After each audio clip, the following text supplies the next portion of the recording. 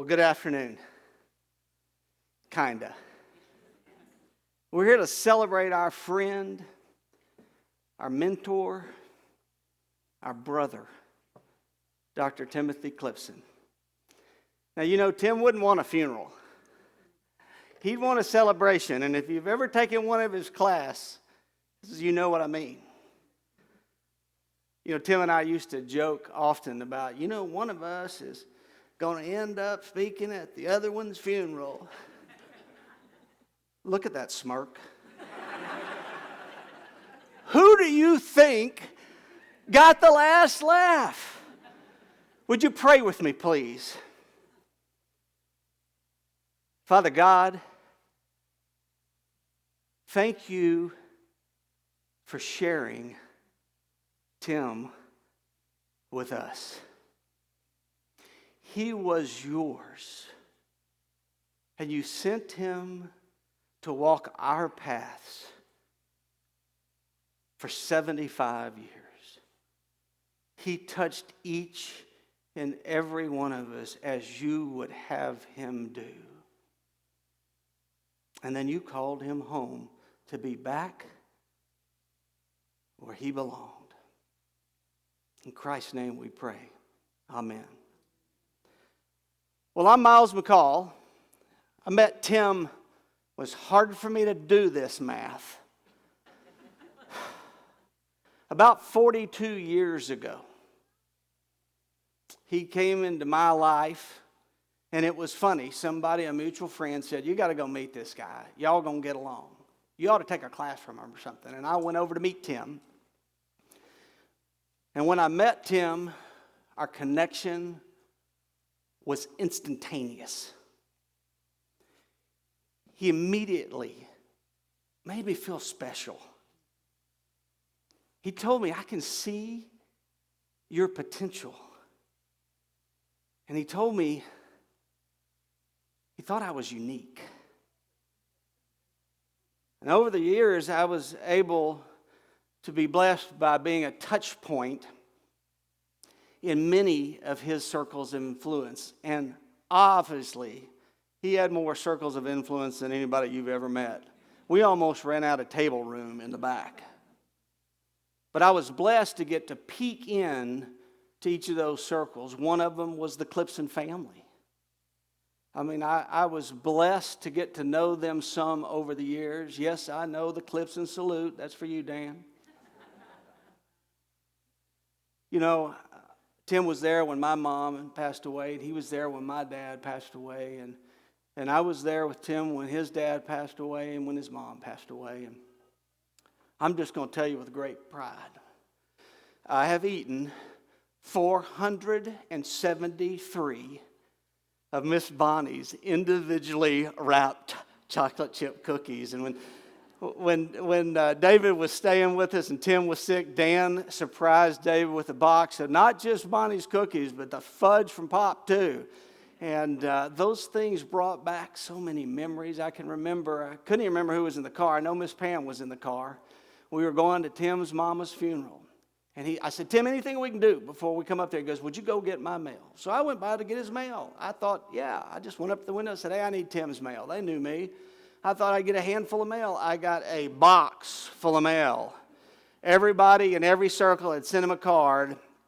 But in there was a box from Miss Bonnie. I knew what was in there. And we took out going to the funeral up in Oklahoma. We were running late. We were going to make it. We might not make it. We don't know. We can't stop for fuel. We can't stop for coffee. We can't stop for food. And finally I said, "Rip that box open." "I know what's in that box." "No, we can't open it, Pam." "No, you can't open his mail." "Yes, I can. Give me the box. We're going to open it." And man, we started hitting those cookies, and we hit them hard. We were so jacked up by the time we got to the funeral. It was incredible. And we're getting out of the car. They said, "What are you doing?" I said, "Trust me." And I was cramming those cookies in my pocket, and we went to the funeral, and it was sad, and it hurt, and it was great. And at the end, when you go by and you meet the family, I reached in my pocket and started passing out each one of them. I even gave Bonnie one of her own cookies and said, "Eat this. It'll make you feel good." That's who his family was. The life staff, man, I got lucky there. My daughter did an internship one year with Tim for the Weekend of a Lifetime, and I got to go numerous times to be a keynote speaker at his life staff party called Weekend of a Lifetime, and I got to watch those people's commitment to finding young people that needed to know they could be more than they can, and then doing that with them. It was so special, and it was so much fun to see that family he created there and their commitment to helping the next generation. I remember one time Tim and I were speaking, and nothing to do. We were at a convention. We each had a keynote slot. I'm always like trying to outdo Tim. Tim's trying to outdo me, and I said, Tim, I got you this time. And he goes, okay, we'll see, because he didn't think I did. I rode in from the back of the room on a Harley. Fake tattoos, leather jacket, rapping on that thing the whole way. And when I went by Tim, he goes, you got me. And so I thought I had the last laugh. But then there's Tim. A couple of weeks later, he said, hey, I want you to speak this summer at Weekend of a Lifetime. Here are the dates. I want you to come to this one and do. I had no problem. He goes, I want you to do the Harley speech. I said, Tim, y'all do those in the middle of nowhere. How am I going to get a Harley out there? He goes, I'll take care of the Harley for you. Don't you worry about it. I said, okay. So I showed up, my leather jacket, my do-rag, my fake tattoos. No Harley. I said, Tim, where's the Harley? He goes, it's coming. Don't worry, it's coming. So this time, he says, time to go on stage. I said, where's the Harley? He goes, they're going to bring it. It's going to be right behind the curtain. I opened the curtain, and there was this little electric bike, red, white, and blue, and it had stickers of tape on the side, and he had written the word hardly. Then there's the Lake family. Now, it's kind of funny how the Lake family started, because Jan and I had a house out there at the lake next to the Finleys, and we'd been going out there for years, and Tim said, you ought to sell me that lake house. I said, my lake house is not for sale, dude. He goes, oh, you ought to sell me that lake house every week. You ought to sell me that lake house. I've always dreamt about either living in the mountains or on a lake. You need to sell me that lake house. I was like, Tim, I'm not selling you my lake house. And I bought another house and redoing it in town here, and he came by and he said, you know, Miles, I'll probably never own a house if you don't sell me that lake house. And hence, the Lake family began, because he took my house from me. And he goes out there, and the next thing I know, Hunter takes Mike's house from him. They kick us both out. And they create the Lake family. I heard that. I've got the microphone still. This isn't going well. Next thing I know, I said, I'm getting back in. I bought a house right up the hill. Went out there again. And what happened then? Scooter and Trina kicked me out again. So I give up on the Lake family. But luckily, one of the deals I made when I sold them the house is I had rights to come anytime I wanted. And so I got to witness what happened out there. I mean, great July 4th things. I mean, where else can you go and you take your kids out on a barge with a bunch of gunpowder and your wife thinks it's a good idea? It's fantastic, I mean, we just had a ball doing stuff like that. And I've seen lots of sunsets out there. Unlike Tim, I've seen some sunrises out there too. I remember being up on the deck looking at Tim when he gathered the kids up the morning after on the 5th, and they'd have the big circle, and he had a bag of something with him, and you knew he was about to start working his magic. No other adults allowed. And you'd watch him work with those kids, trying to teach them how to build community, how to be friend, how to be genuine, true, lifelong partners. Okay, now for the young folks in here. Raise your hand if you called him Uncle Tim. Tell the truth now. Yeah, this is going to really bother some of y'all, and I'm sorry, but I know somebody in here doesn't know this, but he's not really your uncle except in just a little piece. Your parents did this to you. Do you understand that? And I did it to my kids too. I remember I asked my kids, I said, okay, Mason and Mallory, what do y'all remember about Tim? They said, Mallory said, I remember going over there really young. Mason was probably just 3, I was maybe 5. And y'all took us to Uncle Tim's to babysit because y'all had some event down when we lived on Pearl Street. And I said, what do you remember about that? This scared me a little. And she said, I remember walking in. And Daddy, he had more toys than we did. And then she said, they got down, laid on the floor, turned one light on in the living room, and he gave them each a kaleidoscope. And as they laid there in the dark, pointing that kaleidoscope towards the light and twisting it around, Tim said, what do you see when you look through the kaleidoscope? Do you see the colors? Do you see your future? Tell me what you see. That's who he was. He did that to y'all on purpose. It's your responsibility to do it to the next on purpose. You don't create community like this by accident. You create community like this purposefully. He wanted you to feel that. He wanted you to own that. And he wanted you to see that smirk because he thinks you can do it. Amen. Well, there was also then the infamous boat boys. You know, Tim called me one day. We hadn't known each other long, about a week or two, really. And he said, are you a sailor? And I said, yeah. And he goes, my friend Jason Camp just bought a boat, and you're on the title. You used to own this boat. I want you to take me sailing. And I said, okay, I will. For 37 years now, every May, a group of guys have come together and gone off on a sailing trip. Everybody thinks it's about the Jimmy Buffett music and the Hawaiian shirts. Thanks for wearing them. It wasn't. It was about community. It was a group of guys that came together to help each other, let them speak from their heart, to hold each other accountable. That's who Tim Clipson was. He wanted to build community. Then there was ATO. Got a bunch of those here. Got numerous past presidents here, current CEO. Alpha Tau Omega, when he was honor initiated into it, I was blessed to be there and to see that. It wasn't my idea, but I embraced it. And it wasn't long after he got in, I was chapter advisor, and I'd been chapter advisor way too long, and I was trying to finish up my doctorate and all that, and Tim made me a deal. He said, Miles, I'll take over chapter advisor if you'll finish your PhD. I had about 24 months. And I said, I'll take that deal.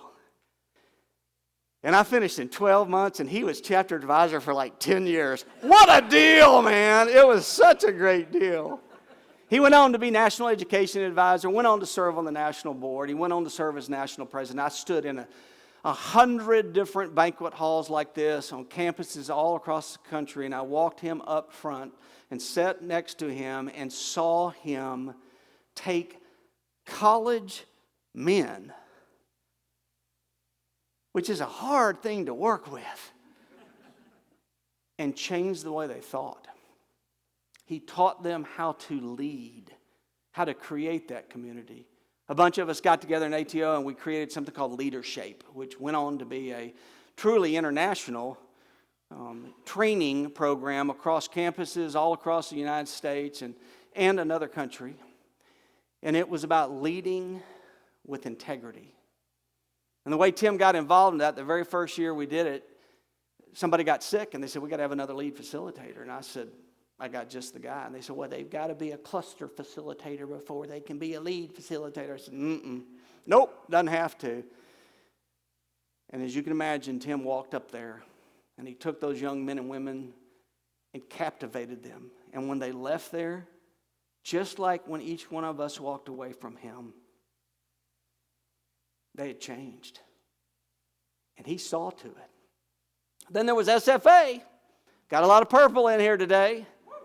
He and I worked together for many years here at SFA. We were two peas in a pod. You know, I knew when the dean walked into my office and said, I need to talk to you about your friend, that his dean was walking into his office saying, I need to talk to you about your friend. We did cause some feathers to be ruffled and loved every minute of it, embraced it. SFA 101, I was lucky enough that I got to be one of the first instructors for that, and I've watched what it's done for young people. We shared lots of students. We published lots of articles together. We traveled together all the time. In fact, it got to be so bad that we had a running joke. We would travel together across the country, and the deal is whoever saw somebody first that they knew, the other one owed them $1. We had $1. It's all we could afford, and we traded it back and forth. And I mean, we never went anywhere and didn't see somebody we know. I kid you not, Jana, I said I wasn't going to tell this story. But you knew I was. I am not with Tim. I am traveling on my own doing another speaking engagement. I'm in the Chicago O'Hare Airport. Anybody been there? Not a little airport, big airport. I need to stop before I get on the plane. And so I go into the men's restroom, and I'm at the urinal in the men's restroom. Won't go any deeper than that. And I'm just sitting there, and all of a sudden in the urinal next to me, this guy goes, Miles McCall. I was like, wow, there's a former student. We had a great visit there. And while we were visiting, I heard a stall next to me, the commode flushed, didn't pay any attention to it. A guy came out of it, didn't pay any attention to it. I'm talking to this student at the urinal. And a guy taps me on the shoulder. I look around, it's Tim. He hands me a $1 bill and walks off.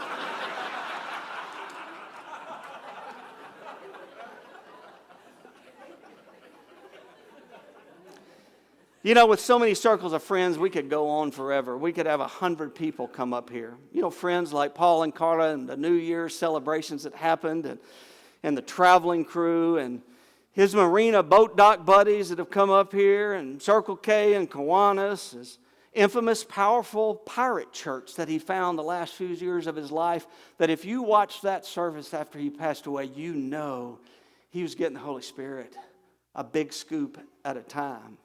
The Mattress Firm fans. You could talk about Musso and the Special Olympic collections. You could talk about Sue and the healthcare entry into those things. Larry Joe Taylor crew. You could just go on down the line. His international sailing friends. And of course, his many, many circles of former students. Tim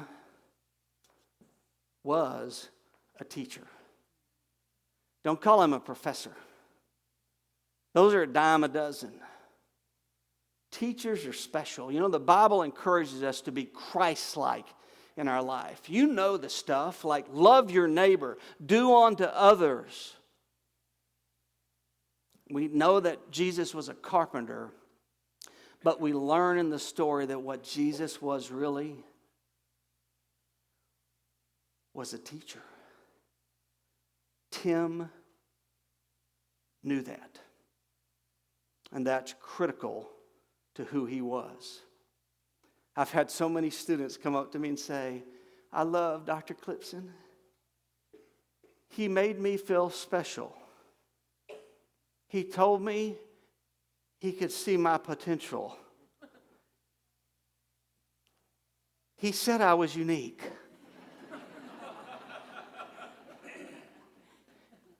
And he meant it. You know, but of all things, Tim was. Tim was a collector. I mean, it's like this stole. David's got one on too. Tim would get a new stole anytime he had something to do and a wedding and this and that. And I said to Hunter, hey, Hunter, get me one of those stoles. I've seen them before. There's a bunch of them there somewhere. Tim had them hanging on his headbed of his bed. Hunter sent me a picture. I could only count 17 in the picture. And Hunter said, Miles, which one do you want? And I said, the colorful one. He would pick these up when he would go to Guatemala, and he just was so fascinated in these kinds of things. Hats. I've never seen anybody with so many hats. One time, I kid you not, Jen and I went down. We asked, can I crash on your boat one night? We were looking at a new boat the next morning, early morning sea trial. And I goes, yeah, crash on the boat, make yourself at home. I go in there, I'm trying to put my bag down. I'm sitting there on the couch just kind of getting acclimated. And I counted in his boat 37 different ball caps. I know that's not all of them. That's in his boat. 37 different ball. I called him. I said, Tim, why do you have many hats on this boat? He goes, they're all special. I picked every one of them out because they were unique. I remember coming on one of the boys' trips. We all give gifts and presents and T-shirts and koozies and songs and all kinds of things. And Tim's been down in Guatemala. He comes back from Guatemala. He comes out in the gift-giving moment on the boat trip. He's got a bag about the size of a 50-pound bag of corn. And he's waddling out with this bag, and he starts digging in it. And he comes up to one of us, and he digs out, and he goes, "This one I picked out for you." And it was this little cross that was woven in very similar material. And then he goes to the next person, and he dug around, and he found that one cross. He said, "I picked this one out for you because it had blue in it, and it reminds me of your blue eyes." And then he went to the next one, and every single one of those crosses he had picked out specially for us. I said, "Tim, why do you have such a big bag?" And I kid you not, the man looked me dead in the face and goes, "I got one for every one of my friends." I believe he could do that. I believe he could pick something special out for every single friend. But I'm going to tell you what his most prized collection was. It was you.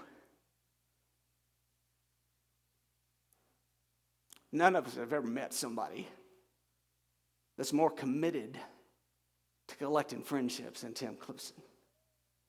Deep friendships. In my 42 years of experience with him, I learned that he did indeed make me and every one of you feel special. He did and could see your potential. And in Tim Clipson's world, every one of us was unique. Just like when God looks down upon all of us. Tim was a teacher. He loved his neighbor. He lived a life that was Christ-like. And I'm glad God shared him with us for 75 years. We could go on forever with accolades and funny stories. But I want to end with one of my favorite Tim Clipson quotes. And Lord knows there are a bunch of them. And sometimes he would say this, and it would annoy me. And sometimes he would say this, and I wouldn't even hear it. And sometimes he would say it, and it would speak to my heart. And I know for a fact, because I've witnessed it, he always said it to y'all too. And it's the thing that I will remember most about our friend Tim Clipson. Dr. Timothy Clipson. My favorite quote.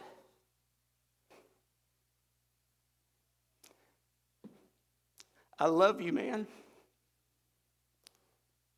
I love you, man." That's who Tim Clipson was, because he did. Let the friends and family say amen.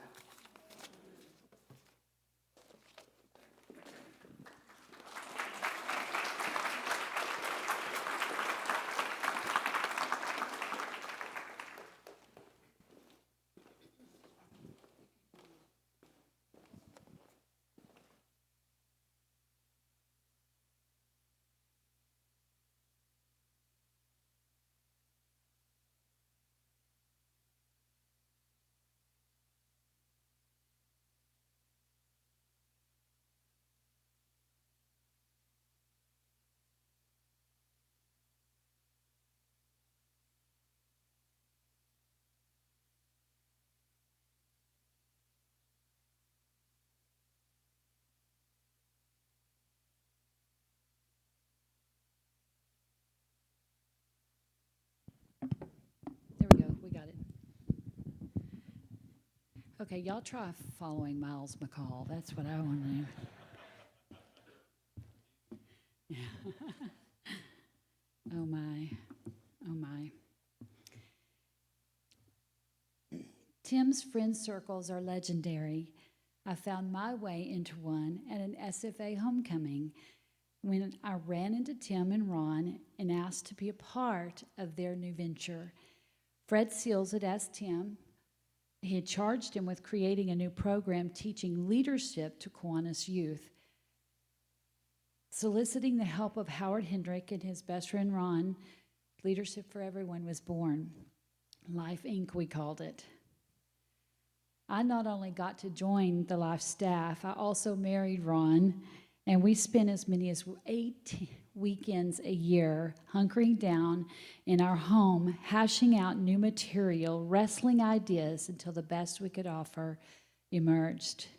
Then Tim enlisted hand-picked crews of leaders from all various circles of life. The director of Special Olympics, hospital CEOs, chaplain at Dollywood, a pharmaceutical rep, or as we like to call him, our drug pusher, software engineers, SFA graduates, teachers, coaches, and we even raised our daughter Haley amongst the curated chaos, and she joined the family business together with us and her Uncle Tim. This crew converged at camp 5 weekends each year, welcoming hundreds of young people who really had no idea what they had just gotten themselves into. As soon as they arrived, we separated them from their friends, creating new friendships. Using a variety of games and object lessons and activities, we taught them life principles. And magic happened. Lives transformed, possibilities emerged, and potential ignited. It truly became a weekend of a lifetime for every one of those students. I saw one here today. Her name is Studi. Wherever you are, Studi. Tim's eclectic staff sacrificed their weekends with a single purpose: to pour into the lives of the next generation. For 26 years, over 100 weekends, more than 25,000 students, we made a difference, and we would all do it again in a heartbeat. Our life staff still gathers together annually. Tim is our ringleader because along the way, our life staff became family. So that's my Tim circle and how I found myself helping to care for him the last few months. His last 7 weeks were fraught with uncertainty and some pain, lots of confusion, but rest assured, he was never alone, and he was always Tim. Nurses and doctors, they marveled at the hordes of folk from all walks of life who arrived to sit at his bed, reminisce, lead devotionals, play music, tell jokes, and even razz him. And we made sure that those entrusted with his care knew just what a special person had landed in their ICU. Tim did manage to give them a preview of himself, too. He was funny, demanding, curious, and even a bit off color at times. Nurses asked to be assigned to him, looking forward to his questions and quips about breaking out of there. One of his favorite nurses, who gave as good as she got from Tim, even wrote him a note as he departed for hospice. She said, "Tim, thank you for letting me take care of you these last 4 days. You have made a positive impact on many people, and it was an honor to be your nurse. I wish you peace and comfort in the coming days." His ending was none that we saw coming, especially Tim, but he never let it change him. Even with cognitive deficits, he remained the friend, the brother, the uncle, the professor, the mentor, the selling buddy, the lake neighbor, the colleague, the cousin, the life staffer that we adore. He thrived on bringing every one of us together and every passion of his into his crazy circus of a life. Ron and I were alone with him that last day. We met a new nurse. Her name was Laura, and she was curious about Tim, so we told her about his accomplishments and about the difference he had made in countless lives. Laura said, Well, this morning, when I was reading his chart, I felt connected to him. Now I know why. Somehow, even in the end, Tim was drawing souls into his circles. During those last hours, Ron and I played hymns, and we prayed over him and talked to him, and we told him about you. All of you who posted encouragement, sent cards, texted, prayed, FaceTimed, all of you deeply indebted to him for his loving you so well. We reminded him of the impact he has made and how much we would all miss him. As his breathing got shallow, we squeezed his hands and we told him that he could go. Then he breathed his last and sailed into the arms of Jesus.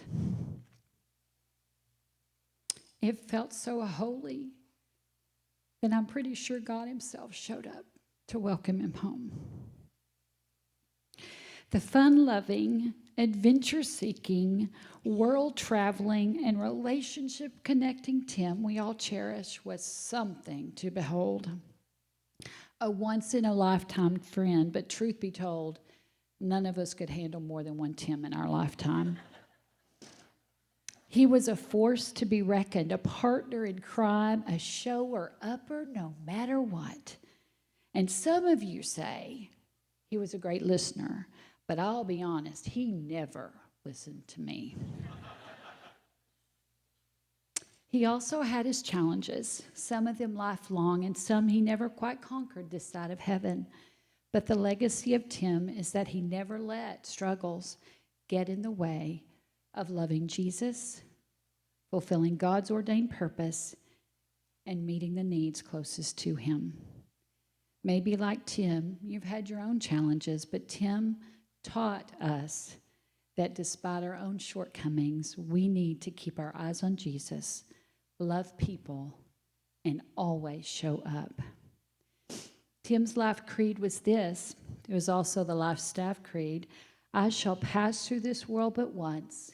Any good, therefore, that I can do, any kindness that I can show to any human being, let me do it now. Let me not defer nor neglect it, for I shall not pass this way again. Tim, you sure lived it. Well done, my friend. Well done.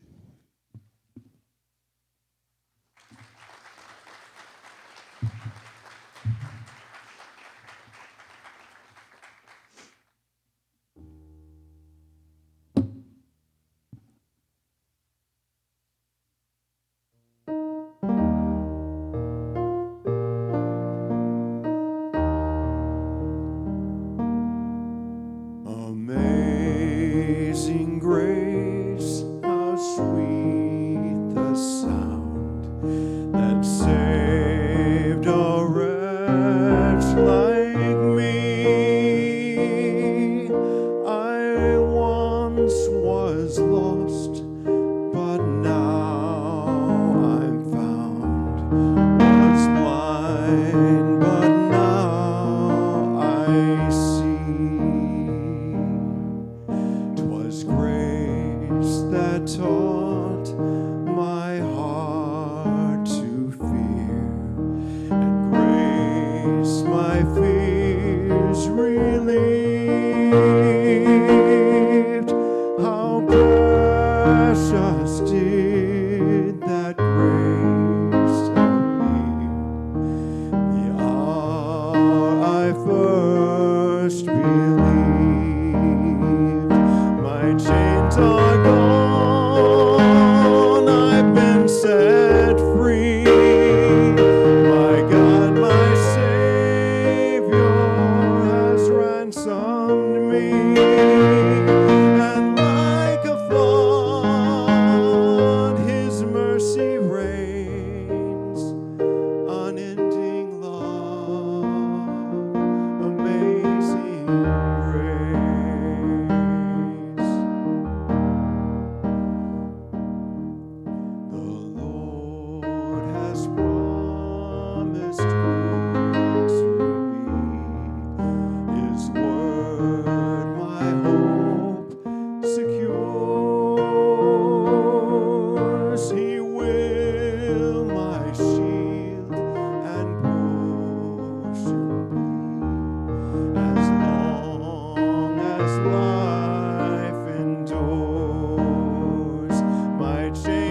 are gone, I've been set free.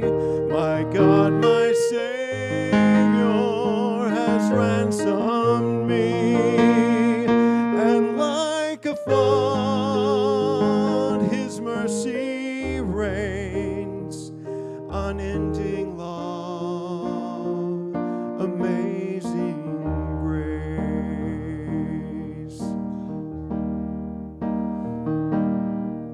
The earth shall soon dissolve like snow, the sun forbear to shine,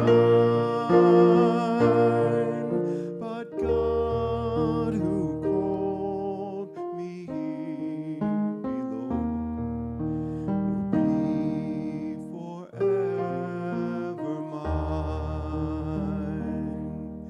will be forever mine. You are forever mine.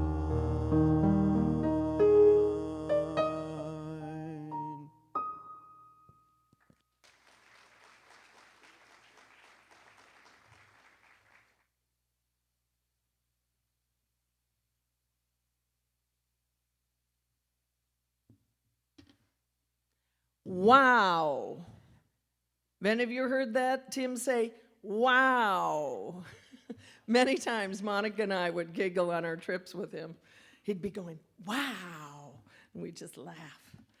And I'm sure many of you heard that. I'm Dr. Sue McClernand, friend of Tim's, inspired by Tim to be a doctor. My husband Pat, Fall, and Brendan are here. Michaela and Anthony are here in spirit. I have the privilege to have traveled many of Tim's circles. 44 years. Tim made it to all my special events. How does he do this for all of us? My wedding, Anthony's funeral, baptisms, adoptions. He was there. I met him first as my leadership mentor in the K family, second as a friend, third as he invited me to be in that life staff I made all 26 years. Fourth, as a speaker and a consultant, I invited him to help me with each of my teams when I moved to a new health system, and we could create team and family very quickly with his leadership. The Lake family, little be known, Miles, you had it a little bit wrong. We were right after, before Hunter, we bought the first 2 plots when Tim called us next to him that came open. So we were actually one of the first families out there. Now we haven't built, it's our storage unit, but we help the Lake family. Got to go to Matau and sailing. He took my kids sailing whenever we came to town, my friends when we came to League City in Houston. And finally, as a teacher, he inspired me to become a professor. But he also, until October 15th, was a guest lecturer for my students, my masters. And each one online, in the 1 hour he spent with them, said the same thing, Miles. He thought I was special. He thought I was unique. He saw my strengths, because I'd have him write a little thing. And then we had adventures and got to travel and do vacations together. Didn't let me on the boat, boys. But I was attracted to this little funny professor, leadership trainer at the front of the room at Circle K International with Todd when we were governors in 1982. But mostly I fell in love with the philosophy of his leadership and how true it was. Faith is important. His family, David, and all his real family, but the rest of us are just as real. His Weekend of a Life family, all these circles he's created. He believed teams were really families. So we've built work teams that were families. All our families, we're all family, which is so amazing. Everyone could be and should be a leader. He taught us skills on how to do it. Listening was his strength, something that he keeps teaching me and I'm working on still. He taught us to serve others outside of what we were doing through weekend of a lifetime, we all had other missions, and he encouraged us to achieve those missions. He looked for the strength in everyone and built from that. He built our confidence. And most of all, he was an adventurer, and we could learn to have fun with leadership and life. Tim inspired me year after year, and I thought how amazing it was he had the idea to do the weekend of a lifetime, because we weren't just teaching the kids skills, we were improving our own skills and building a family. And there was no better teacher. My favorite saying, and one I used with all my students and classes, and still the one that struck me the most, is if you help enough other people, you will get everything you want in life. Tim was a good shepherd to me and to us. He knew us, he loved us, and he fed us. Please stand as we share, and I will share the Psalm 23, which helped me as I deal with Tim and our loss. The Lord is my shepherd, there is nothing I lack. In green pastures he makes me lie down. To still waters he leads me. He restores my soul. He guides me along right paths for the sake of his name. Even though I walk through the valley of the shadow of death, I will fear no evil, for you are with me. Your rod and your staff comfort me. You set a table before me in the front of my enemies. You anoint my head with oil. My cup overflows. Indeed, goodness and mercy will pursue me in all the days of my life. I will dwell in the house of the Lord for endless days. Psalms verses 1 through 6. You may be seated. I have to share this dozen of roses. Julie showed up unexpectedly and messed up her sunset colors, but it's kind of part of it. There's red in the sun. But I have to tell you a quick story. Here at SFA, it was one of our first weekends of a lifetime, and after he was bringing me on a tour of SFA, and we went to his mailbox, the usual, and then we had to go to the School of Business, and they were all, who's this lady? And he introduced me, oh, this is Sue, we just did Weekend of a Lifetime, blah, blah, blah. And they were all having their eyebrows up. So I thought, I'm gonna have fun with Tim. So I ordered a dozen roses. 2 days later, they show up in his office at SFA, and it says on it, thank you for the wonderful weekend of a lifetime. Did that cause gossip across the campus for days? And we had asked him to do one of the hardest things, and he gave the eulogy at our son Anthony's funeral about 1.5 years ago. He spoke eloquently in his stole, and as I listened to the eulogy, I wanted to share some of the words from it for him because it is perfect.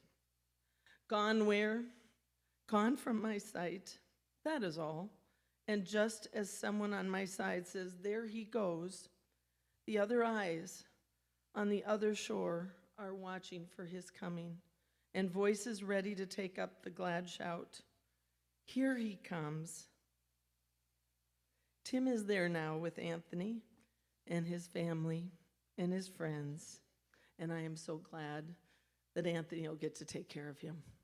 Thank you, and just it's been a privilege to have Tim in my life and our family, and I'm thankful for each of you being in my family.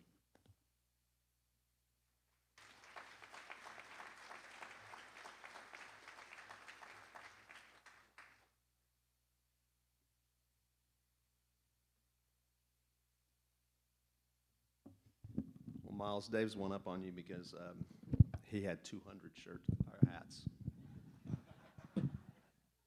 And they're in a box if anybody wants some. When y'all were walking in, I saw so many familiar faces and so many families that my family loves and we cherish. And I have to start off by thanking Tim for that because he introduced me to most of y'all. I don't know if you know who I am. Some of you don't, but I'm Hunter, and I have a wife, Nikki. She's over there. Delaney, Trinity, and Destiny are our children, and we are Tim's neighbors, and it's been quite a trip. But Our house is right beside Tim's house, and our decks join each other. And on the decks, we have a jacuzzi. And I'd meet Tim in the morning for coffee there a bunch of times, probably thousands of times. And if you know Tim, he's always kind of got an agenda. And so I called those times Tim's jacuzzi seminars. But two of my favorite lessons that I learned from Tim was, number one, love the Lord with all your heart and soul and focus on God's purpose in your life. And I watched a lifetime of Tim living his purpose out well. He loved others, he brought them together, and he lifted them up. The other thing was how important the friendship was. Tim was incredible. He taught me to invest time in my relationship with others, and he taught me to cherish the moments because they're just so precious, and there's way too few of them. And I wish I had another one with him right now. Tim was my best friend, but then I look around the room and I go, well, a lot of y'all were his best friends too, so we're brothers in here. But you know, he had that unique ability to make us feel special and to make us feel loved. I'm going to miss my brother from another mother. He wasn't perfect, but he was a good friend and he was a great neighbor. With that, I'd like to introduce my daughter, Destiny, to come up and give you her perspective of what it's like to be Tim's neighbor.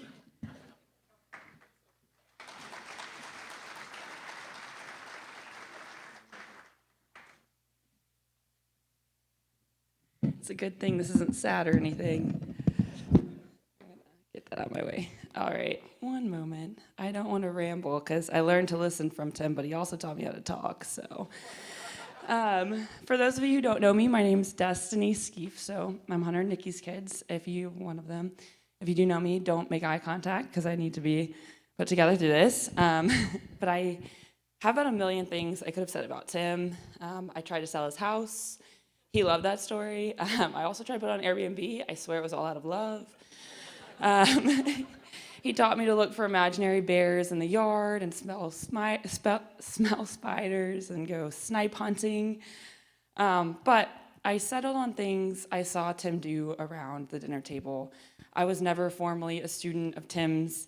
However, I did get to live life with him for the better part of 27 years. So if you want to live like Tim, this is what I've decided you have to do. So number one, you need to get a huge table. And it's not like a table that fits like 6 to 8. As a single man, the minimum chairs for that table was 10. And that table spanned a third of his home. It was in the very center of it. So when you walked in, just a giant table. While physically he set his home up like this, it was also very representative of how he postured his life. Tim lived in a way that ushered people in by nature, a way that begged for community. He taught me to live in abundance so I could give abundantly, keep more cans in your pantry, more food in your fridge, more wine for good conversations, keep and prepare space for people around you, and always, always keep more room in your heart. He taught me to borrow eggs from your neighbor. So know your neighbors, help them if they need it, and if you need it, ask for help too. It is truly the highest blessing to be in community, not a burden. Be consistent. I don't know if you have ever eaten creamed corn with jalapenos, but I've had it about 7,000 times, along with tortilla soup. So while growing up, I kind of laughed and I would roll my eyes when I saw that meal cooked yet again at his house. Now, even the smell or thought of those dishes remind me of someone who consistently showed up for me. He loved me, and now I feel loved when I smell tortilla soup, so that's a weird one. Pray. Come to God as you are. Don't wait until you're perfect, but come to God frequently and hold hands when you're doing it. Serve first and eat last. Over 2 decades of watching Tim eat dinner, I've never once seen Tim grab food before everyone else was served first. I think we all know this applied to him in way more ways than just eating dinner. He truly brought his servant leadership from his faith into his everyday life. He also taught me to see people and their stories as treasures. Tim would make you feel like $1,000,000 when he invited you to sit down at the table and ask you questions about yourself. As a man who wrote his doctoral thesis on listening and his undergraduate one on friendship, he showed me the skill of accepting someone's life stories as treasures for you to keep dearly. This skill allowed me and taught me how to care about other people. Have a story and tell the story. Go on the trip with your friends. Remember the moments. Remember how big the waves were and how amazing the people were. And when you get back, say the waves were way bigger and the people were way better. Don't invite the whole world to dinner, but invite people. Tim would often ask at the dinner table that we don't have our phones out. For a man who knew the whole world, even having it on the table would potentially infringe on the intimacy or the privacy of the moment that he spent so much time cultivating. He would make an exception to this. So we would start talking, and all of a sudden, some name from life group or a student he taught 30 years ago, or somebody's name would pop up, and he would pull his phone out, put it on speaker, and call them. And it would just be a wonderful conversation. It could be a mind-blowing story or just two people who haven't spoken in years saying, I love you. But I realize now as an adult that changed my life of how deeply I see friendship and what that should truly look like. I also recognize that some of you in this room are the people who are getting those phone calls. So if you answered a 9:30 phone call from Tim, just know that you probably played a part in how I learned to make friendships as a child. So thank you. And then finally, be hooked on life. His Matah, his 5, 6, depending on the day that you asked him. His 5 F's: faith, family, friends, food, and being fearless, in that order. Life's greatest adventure is everyone you meet and your ability to pour into them. That is what will determine your life. So those are just a few things I learned from Tim around the dinner table. This is hard. There's things I wanted him to be there for.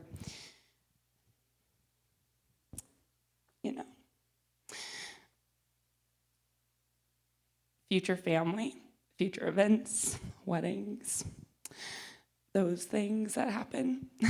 I want the people in my life to know Tim for all that he was. And I realize now they will.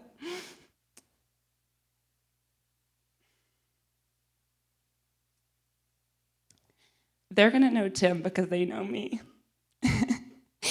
And the things he taught me will live on forever. So I'm going to spend the rest of my life trying to be the person that Tim Clipson made me feel like I was. Andrew Ballard, if you made me cry. So cheers to a man who had so many weekends of a lifetime with so many amazing people. Next, I believe there's a song called Hole in the Horizon written about the neighborhood, and his home was called Hondo's Paradise, but honestly, I think the whole neighborhood truly was. So this song was about the neighborhood that he created. Also, just as a little note, if you see a photo on a table and you like it, please take it. We have so many. So thank you.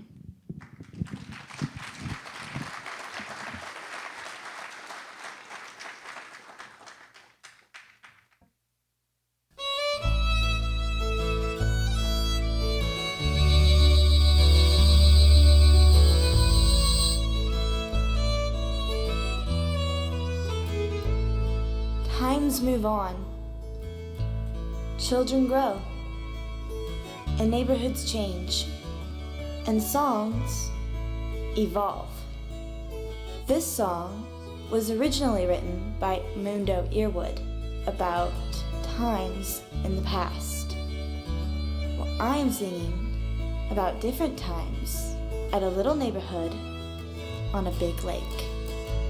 To that hole in the horizon, over there where the sky ends, and it only takes a minute for the sun to fall in it.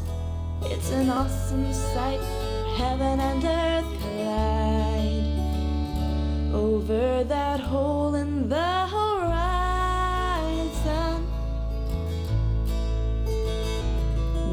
wolves play down by still water.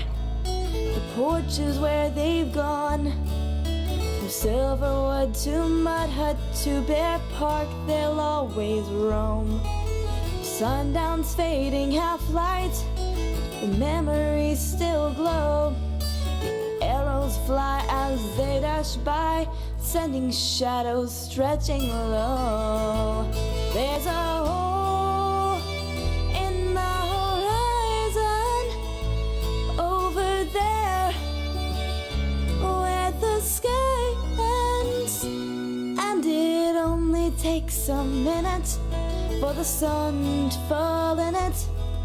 It's an awesome sight where heaven and earth collide. Over that hole in the horizon. Over that hole in the horizon.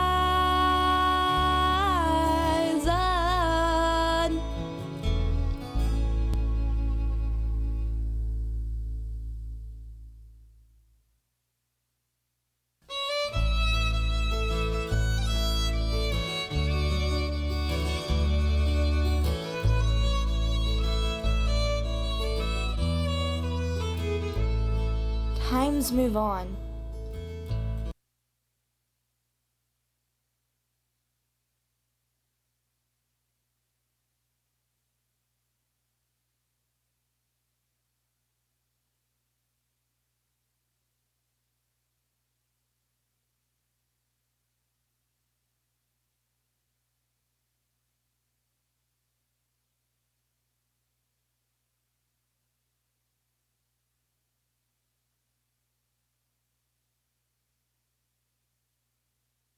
That's fine. Oh, it's got one. Sorry for that.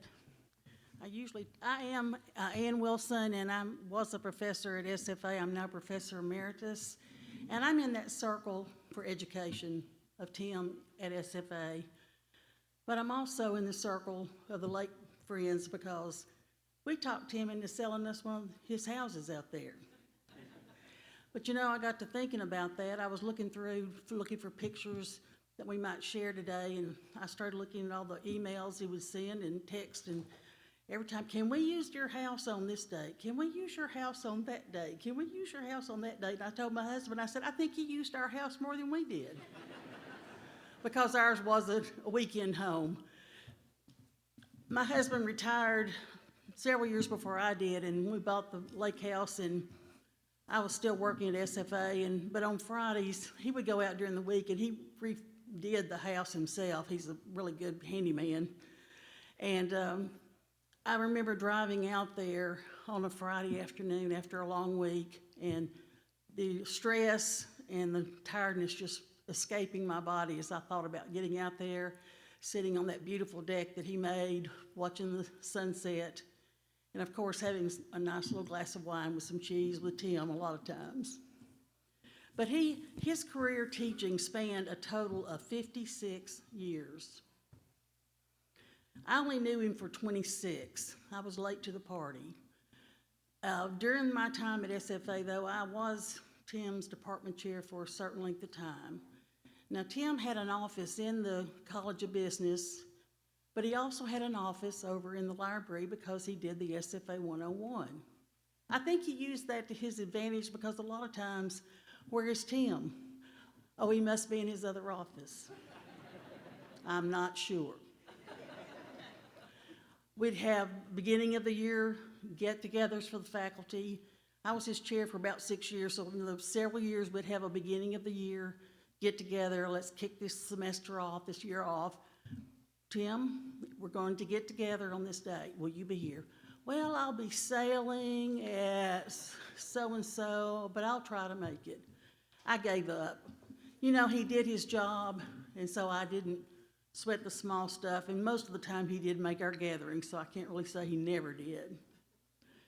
So he was at SFA. He was hired at SFA in 1981 as an assistant professor, and of course by the time he retired, he was a professor emeritus, earned that distinction.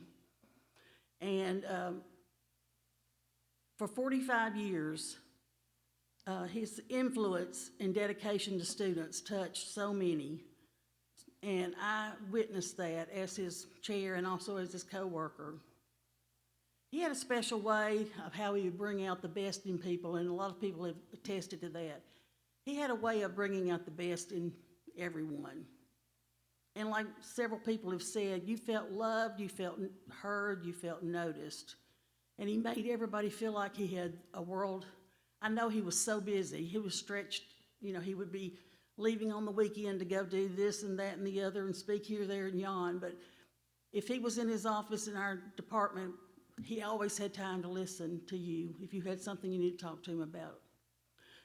So I left the department and went to be associate dean for a few years, and Tim decided he was going to retire. And I said, leadership is my area too. Maybe I'll go back and teach Tim's courses. So that's what I did for about 2 years. I wanted to finish my career teaching and not as in administration. But then I happened to think later on, I bet he really would have come back and taught adjunct, so I kind of took his job away from him. Because after I retired, he did come back and teach adjunct. In fact, he was teaching adjunct last semester in the fall semester, so down to the very end, he was serving others, wasn't he? Many of the students have gone on to do great things. I've met a lot of his students, and the circles, I've kind of had a little touch here and there of all of them because we had an advisory council for our department. Tim was the chair of that leadership or that advisory committee. Well, he tapped all of you, many of you, and I have met many of you because he tapped you to come once a year, listen to us as what we were teaching, how can we improve, what do we need to do differently. And I've served on that committee, I think, since it was started, so I've had that wonderful opportunity to kind of touch some other circles that he was part of. He always had quality people that he knew, so y'all all ought to be proud of who he tapped to help us with that.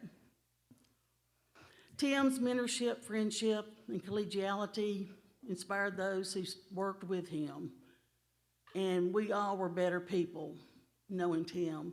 He just had a way about him to make you just want to love others and to serve others. And he lived that every day that I ever knew him. There'll never be another one just like him. A quote from Sam Houston, "The measure of a life is its service." He will be greatly missed by everyone. Thank you.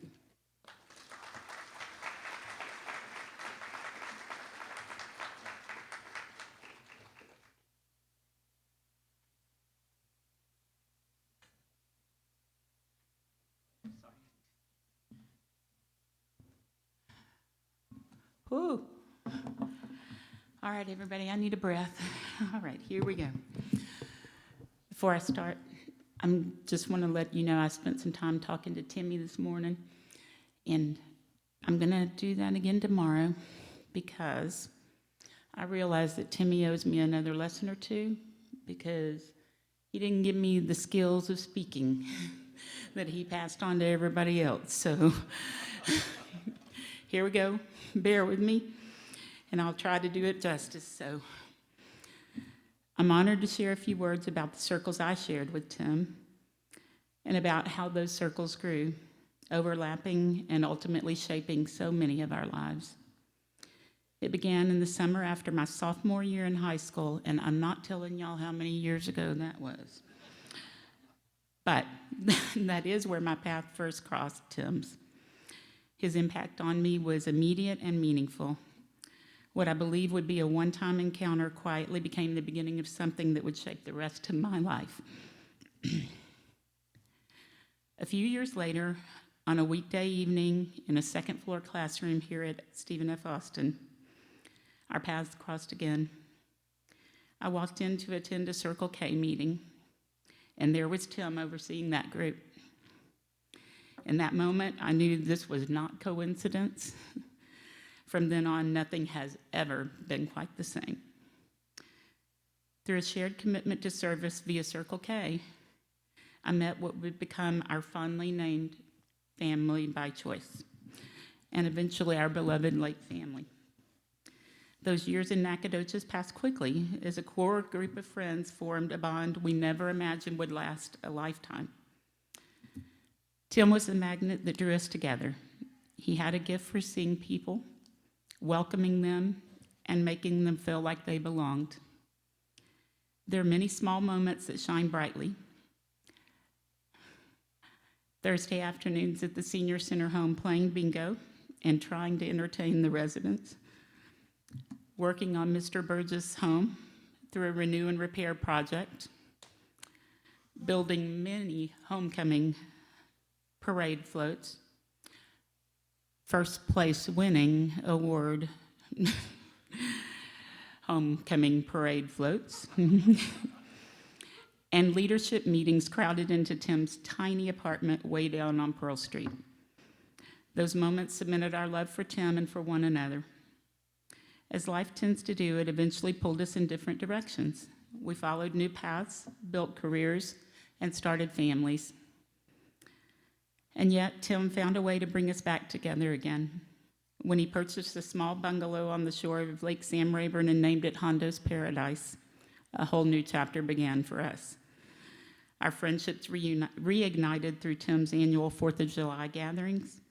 What began as once-a-year reunions soon became more frequent. And before long, Lazy Acres became our safe place. One by one, families put down roots, turning visits into traditions, and traditions into a lasting commitment to one another.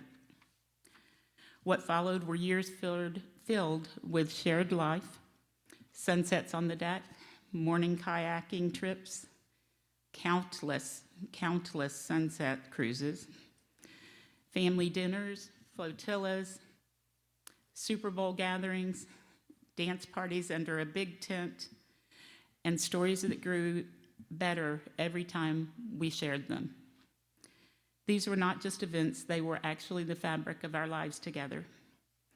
As our families grew closer, Tim did what he always did best. He brought people together. Neighbors became friends, friends became family, and a new generation of our family by choice took shape. Even recently, as new roots have been planted, Tim could still see his legacy unfolding. Life has seasons and seasons change, but the circles Tim created remain. They continue to widen, to overlap, and welcome others in.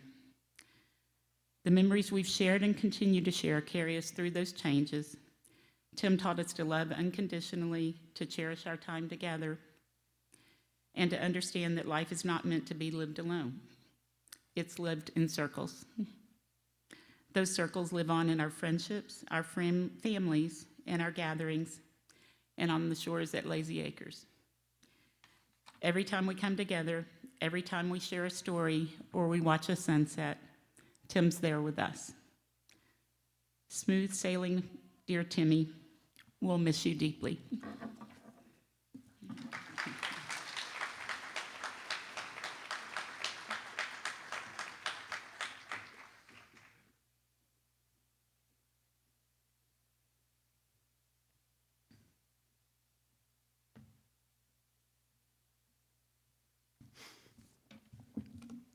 Good afternoon.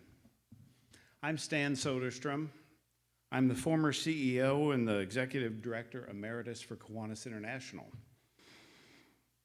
Let me set the stage for my Tim comments today.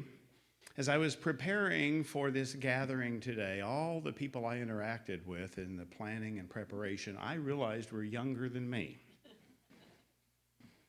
So then, it didn't take me long to figure out I probably am one of the more senior people in the room. But accordingly, it also made me realize how long I've had an opportunity to know Tim in my life. As a matter of fact, other than just a few of you, other than David and Paul Cook, you're back there somewhere, I would imagine I've known Tim longer than anyone else in the room. And my interaction with Tim has been largely through the Kiwanis family, and that Kiwanis family being Key Club for high school Circle K for collegians and Kiwanis in communities around the world. That total time together encompassed, or would have encompassed next August, 50 years. And if you'd like to see how many roles Tim had in the Kiwanis family, there's a table back there that has a listing of a lot of the things he did. I'm not going to go into those, but if you want to read them, feel free to. But here's some Tim trivia. Tim often told the story that as an underclassman at Bethany Nazarene College, Tim applied for membership in Circle K. What was the outcome of that application? He was rejected.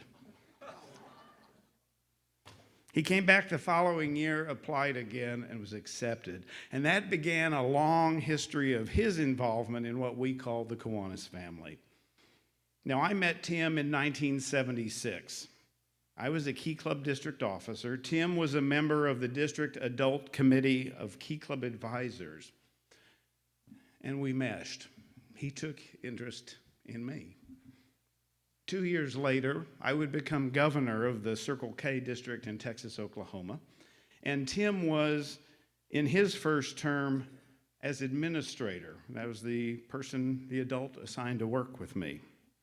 Now, I was the first of 7 of Tim's governors in Circle K. And as such, that was kind of like being the oldest child in a large family. Tim made many of his mistakes with me, but we sure had fun making those mistakes. Now, when I first met Tim, he taught at S.H. Ryder High School in Wichita Falls. He taught DECA. And he was the Key Club advisor there, and later on he would move to Oklahoma State University where he earned a doctorate, and later here to Stephen F. Austin where he spent most of his professional career. And on that professional surface, Tim's academic focus was largely on leadership development and business communications. And the positions he held largely involved those two things. But having served as CEO of Kiwanis International, I realized that any organization can find someone to create a leadership curriculum or plan a weekend conference or teach you how to give a speech. But there are things that Tim contributed that ultimately distinguished him from so many others. In effect, and you're going to hear these themes over and over and over today as you already have, these made him unique. These made him a unicorn, extremely rare. First, Tim was an encourager. Tim's interaction and mentoring of youth leaders were always rooted in the essential element of encouragement of others. Tim had the ability to recognize potential in others. How many times have we heard that already today? He knew how to be an active listener. He could be affirming and validating. In short, and as my friend Todd Harden recognized early on, Tim was a people builder. So much, in fact, that the Circle K district created a People Builder Award in Tim's name in 1983. And Tim's work in developing leaders in that organization would ultimately be recognized by Circle K International as he received its highest award, the Circle of Service. And I think back to how many times Tim encouraged me, and it was usually when I needed it the most. Second, Tim was a connector. As Tim's career path lengthened, his circles of influence grew. Whether he was at Ryder High School, Oklahoma State, Stephen F. Austin, new circles always developed. Old circles always enlarged, and they connected. They overlapped. Circle K, Key Club, Alpha Tau Omega, his many university roles. And I think Tim felt they all needed to connect with each other because they all could benefit everyone from that connectivity. Interestingly, every time I found myself in the same city as Tim and others from ATO or his family or other friends, I knew we were going to meet for a meal. I met ATO board members for brunch in Indianapolis. I met his cousin Dixie for dinner in California. so many other friends, if they were in the same city where we were going to get together. And usually, and I'm not sure how this happened, but Tim and I usually got to share the check. But to this day, I remain connected to so many of you here. And the third, and I think one of the most significant, is Tim was a gardener, a planter, a cultivator, but not with plants, with people. In the years during and following Tim's time in the 3 schools I've mentioned, in the Kiwanis organization, we observed an interesting phenomenon that was taking place. Wherever Tim went, new leaders began to emerge from those schools, from Ryder, Oklahoma State, SFA. And at first it would always be a few, just a handful, and then dozens. And ultimately over the years, hundreds of new leaders emerged in our organization, across the organization at all levels. And that occurrence didn't stop there. It extended to nearby schools that had been impacted by the influence of Tim, but he didn't even have to be on that campus other than to be someone who advised and encouraged and influenced others. And even more leaders continued to step forward in our organization. The emergence of this huge crop of leaders wasn't by coincidence. Looking back, I certainly realized that. As Tim encouraged and connected, he enabled and he empowered untold others to lead. You know, Tim, in my mind, was almost like Johnny Appleseed. Everywhere he spent time, it seems, he planted leadership trees that bore fruit. Fruit in the form of young and new and emerging leaders. And of course, as we know now, those leaders in turn planted more leadership trees that have borne more leaders. It happened in schools, it happened in organizations, it happened in communities. As a matter of fact, in this room right now, if you are one of those leaders who grew from Tim's planting and cultivating and nurturing of leadership trees, or you're married to someone who sees themselves as that, or you're the son or the daughter or the close friend or family member of one of those leaders, or you have a close relationship who somebody grew up from one of the planting of a leadership tree, I want you to stand up right now. Stand up if you see yourself as someone like that. Ready, Sue? Wow. This is not surprising. This is not coincidental. Please be seated. But it is apparent that what connects us here today is that. It was his contributions as an encourager, a connector, a gardener, that I believe is why Tim's contribution through his entire life touched so many people. Now, in the past weeks, I've reminisced a little bit about my lifetime friendship with Tim. I realized that if I had not met Tim in the summer of 1976, between my junior and my senior high school years, I probably would not have continued my campus involvement into Circle K. And if I had not been a leader in Circle K, I would not have met my wife at a Circle K conference. I wouldn't have later served as the Circle K or the Key Club District Administrator for Texas, Oklahoma. Much less, I never would have been the director for Key Club International, nor would I have been the CEO of Kiwanis International. So my entire life path began at a point with Tim Clipson. And I would challenge you to ask yourself that same question. Where did Tim enter your life that caused you to adopt an intentional path that caused you to accomplish things that probably helped other people? Where would you be today? I think Tim lifted all of us, just as a rising tide lifts all boats. And speaking of boats, Tim, as we've heard, was an avid sailor. Tim loved to sail. Tim loved to travel. Now, over the years, as many of you have already said, my favorite Tim memories surrounded travel. We traveled together an untold number of times over the years, many times to a Kiwanis family conference or meeting. Sometimes on a family vacation, we took cruises. We went to Walt Disney World and Walt Disneyland. We were in Disney theme parks, I think, a couple dozen times together. Here's some more Tim trivia. What was Tim's favorite Disney character? Steamboat Willie. Willie was Mickey as a sailor, and he loved Steamboat Willie. Matter of fact, Willie was Walt Disney's first animated personality.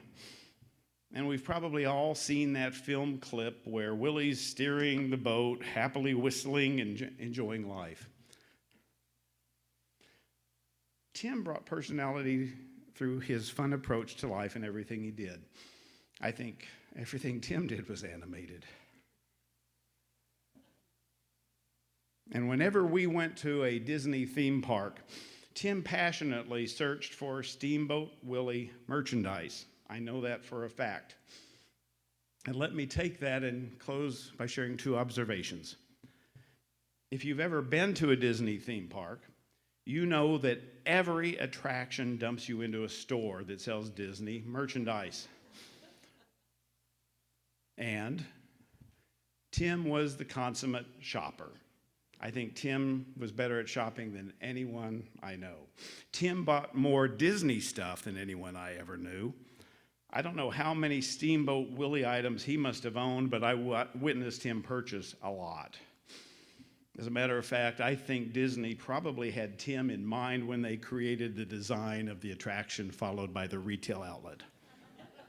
And if those of you invested in the stock market, I would sell my Disney stock right now. But today I wear Steamboat Willie in memory of Tim.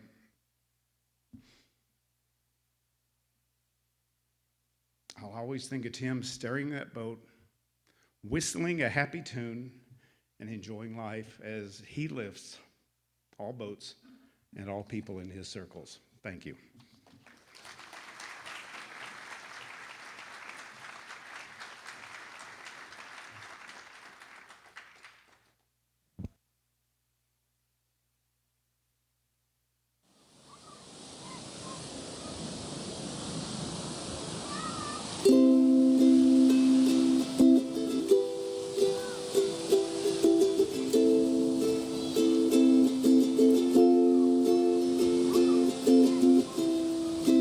On the waters of life, sailing on your waves, we came along for the ride. You never were the same. I don't know if I told you enough how much you meant to me and meant to all of us. I don't know if you truly ever knew how many lives you touched and dreams you helped come true.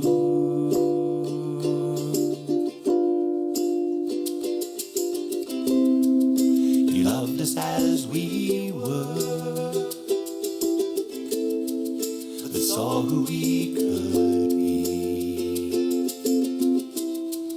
The power of your words,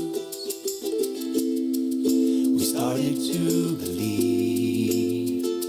I don't know if I told you enough how much you meant to me and meant to all of us. I don't know if you truly ever knew how many lives you touched and dreams you helped come true.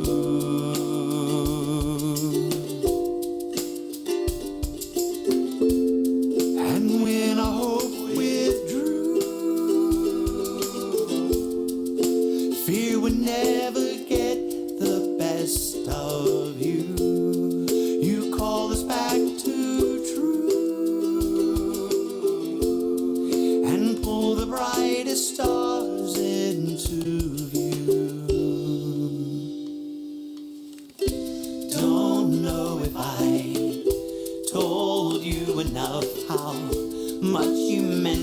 me and meant to all of us. I don't know if you truly ever knew how many lives you touched and dreams you helped come true.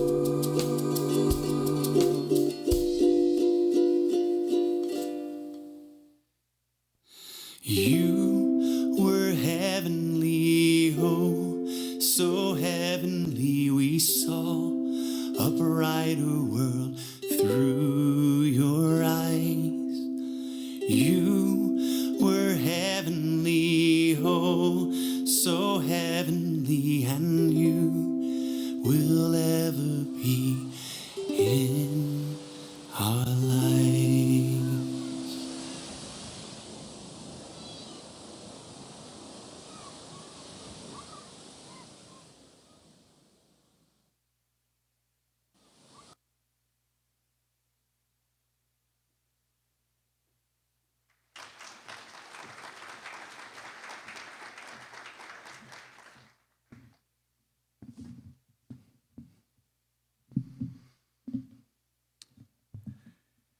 Tim rolled up in his new canary yellow convertible Porsche Boxster on a Texas county road to pick me up after the rental car I was driving to the lake house quit running. Based on Tim's mischievous grin when he pulled up beside me, I think he loved my reaction almost as much as he loved the car, maybe more. I'm not sure why I was both surprised and fascinated. Of course, Clipson was driving a small, fast, foreign-made, bright yellow car in rural Texas. Could anything scream Tim Clipson more? Tim and I first met nearly 40 years ago at ATO's leadership development program, Leadershape. Without hesitation, Tim started asking me a lot of questions, many personal, some inappropriate for someone I'd known for less than 5 minutes. Tim was a good friend, always ready with encouragement or a steady stream of compliments, and always a few weird questions just to keep me on my toes, and I think to entertain whoever else was part of the conversation. Before Tim's work on the ATO Board of Directors, eventually becoming ATO's national president, he was the National Fraternity's educational advisor. ATO not only benefited from Tim's wisdom, communication, and leadership insight, we hit the jackpot on his facilitation and presentation capabilities, especially entertaining for young men 18 to 23. He would be in front of 300 ATO graduates, and before unmasking the full Tim, he would ask for a handful of guinea pigs, volunteers. They had no idea what they were walking into. You could watch their eyes get wide as Tim fired off unexpected questions in rapid succession, leaving them scrambling to regain their mental balance. As Tim knew, the audience, all ATOs, loved it. Truth is, so did the guys on the stage with Tim. He could have fun with people, creating a level of nervousness in a way that was endearing and safe. For their help, his volunteers would always leave with cash. I never knew if it was a $1, $5, $10, or $20 bill. It could have been a green piece of paper, which could have something written on it like, "You're an incredible person." When Tim rebuilt his house after the first one blew down from a tornado, that would be the one that Miles sold him, he insisted the builders install storm straps to reinforce the structure in the event of not another tornado, but a hurricane coming through. The builders thought he was crazy and told him so. No hurricanes were going to be anywhere close to Nacogdoches. Tim insisted. When a hurricane came through shortly after the house was built, Tim was both grateful and a little cocky about it. Tim loved to tell that story. It was a great metaphor, and so we created an award for ATO chapters or individuals who championed excellence despite extraordinary headwinds. For so many, Tim was a human storm strap when we needed the stability of a friend. Tim needed human storm straps too. So many of you in this room and watching online helped him withstand the storms life threw at him. You offered stability, You offered friendship. The storms of this life have passed for Tim. Whether he's sailing with Jesus or joking with Jesus, it's impossible to know. Probably both. What I do know is this. He's now the purest, most joyful version of the man God created. And he is at peace. At the end of every ATO chapter meeting, the president's gavel is passed, and each brother can speak, ending with the words, love and respect. Tim, on behalf of ATO brothers around the world, love and respect.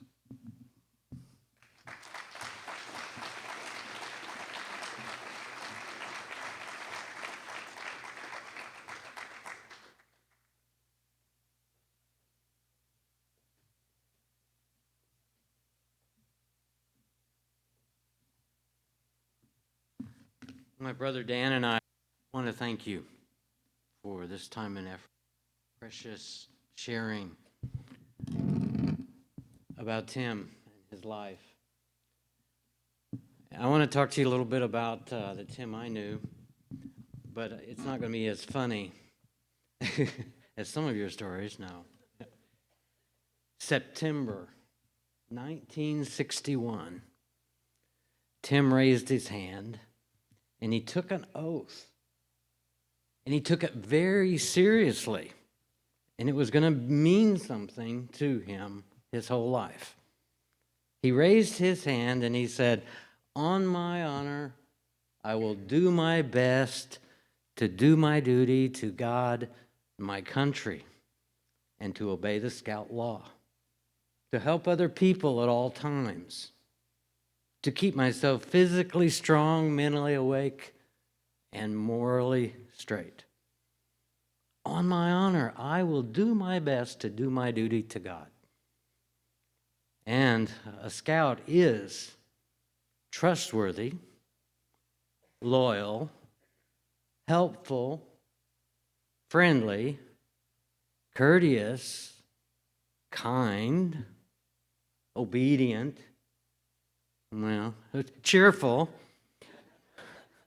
thrifty, brave, clean, most of the time, and reverent. You know, Tim lived up to that. Scout law when he was 11 years old, all his life. They weren't just words to him. And I want to point out to you that those words and that experience were somehow inexplicable. They were mysteriously connected to his relationship to nature. I can remember camping with Tim. I was 2 years younger, and we always competed. Camping with him. If we didn't go on a camp out every month, there was something wrong. We lived to be outdoors. We worked at Scout Camp together. We were in the Order of the Arrow together. We became vigil members of the Order of Arrow together. And just to note, we almost had a major schism in our brotherhood, our friendship, because Tim got his vigil the 1 year, and after this, it's an honor camper award, and it's very ceremonial around indigenous culture, and he got his name. They give you an honorable name. And then the next year, I became a vigil member. He said, David, what's your vigil name? I said, oh, it's Arrow Chief. Oh.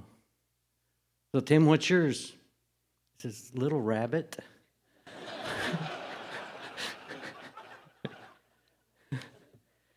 Yeah, Tim loved people, and he loved all of the beautiful things around us. And, you know, if you look, oh, look, there's an amazing sunset out there. Ring the bell, it's set.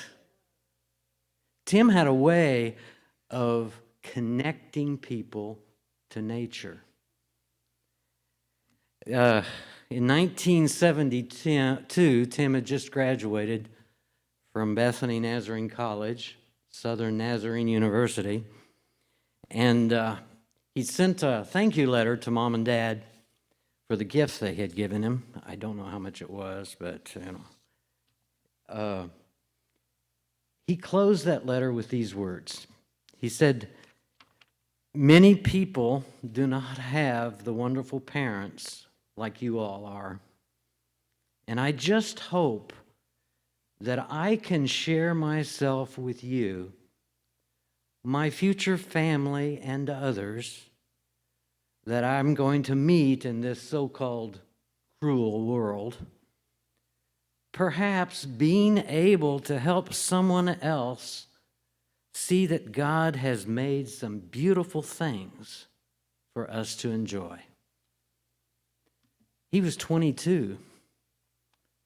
He had already mapped out what he wanted to do with his life. Then he said, "Thank you for your love, your support, and for being like you are. I love you, your son, Tim." You know, in so many amazing ways, you are all his family. And his blood family, we know that.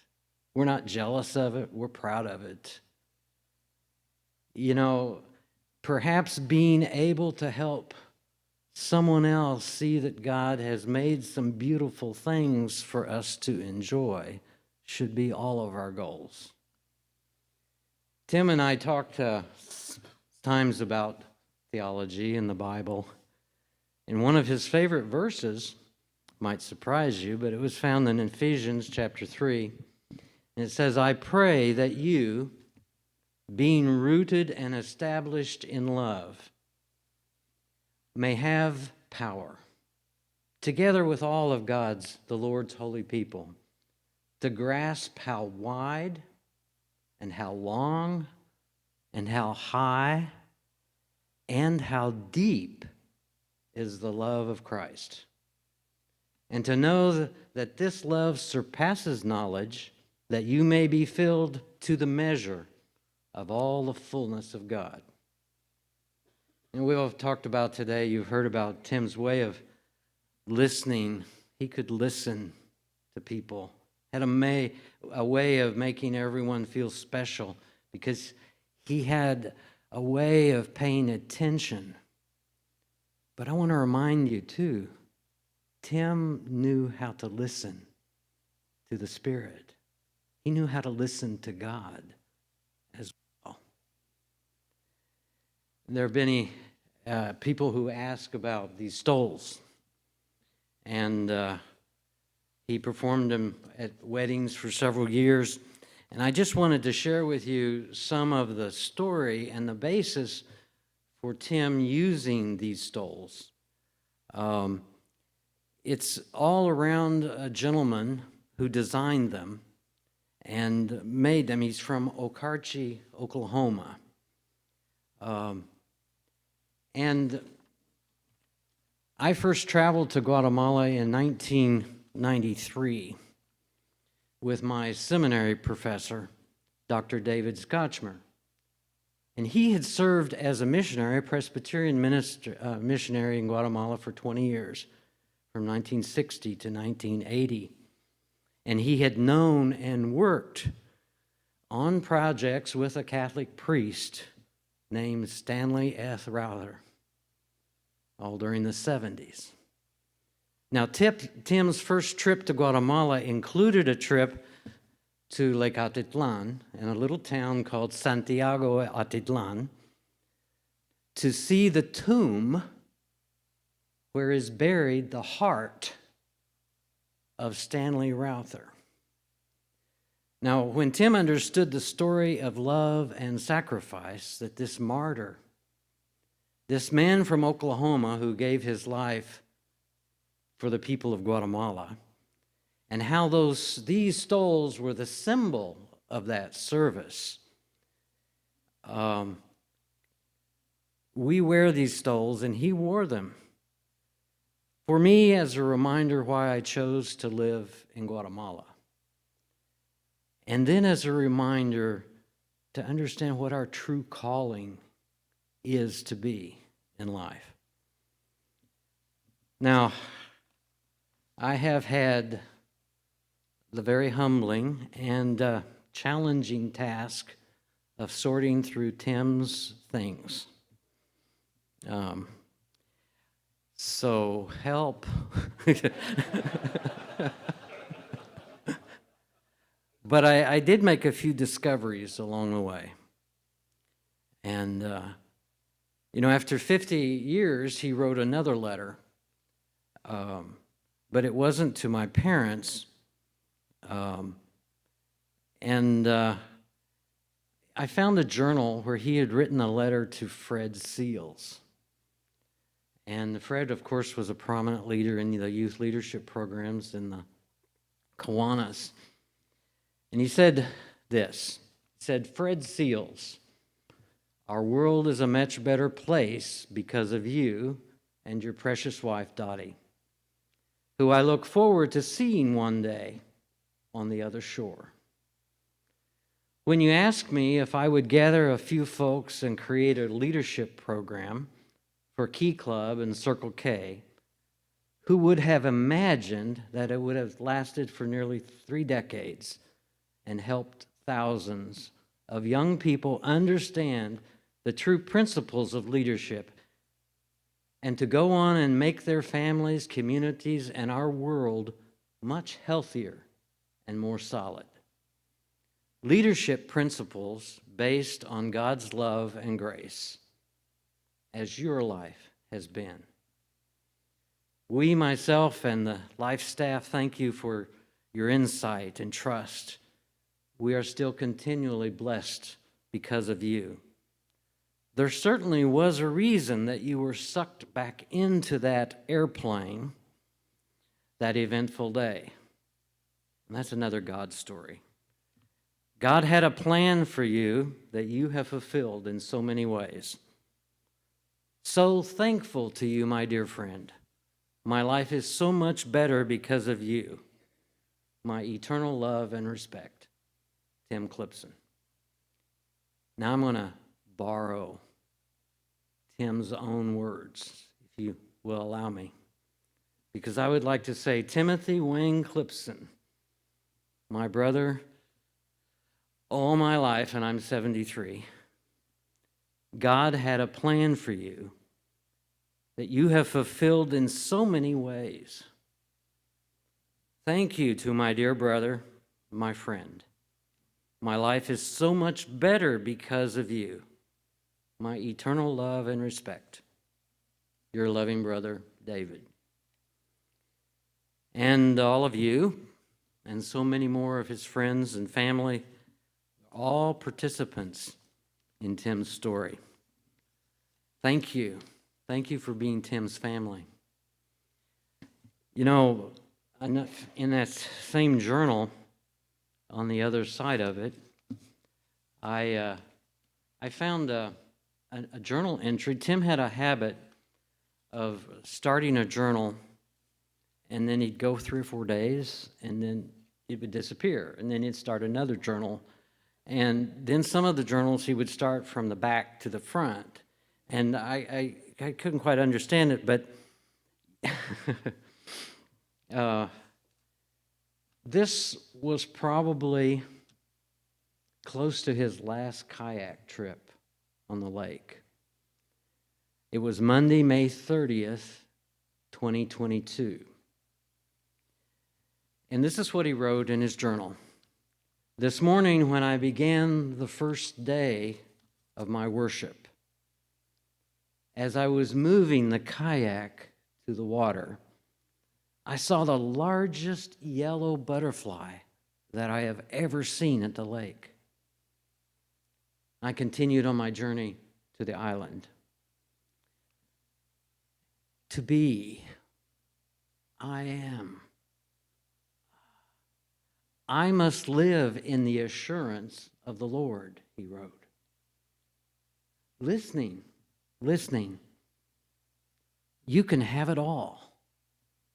As I gave even the smallest of things to him in prayer, I thought of that small island in the sea, realizing that God wanted it all.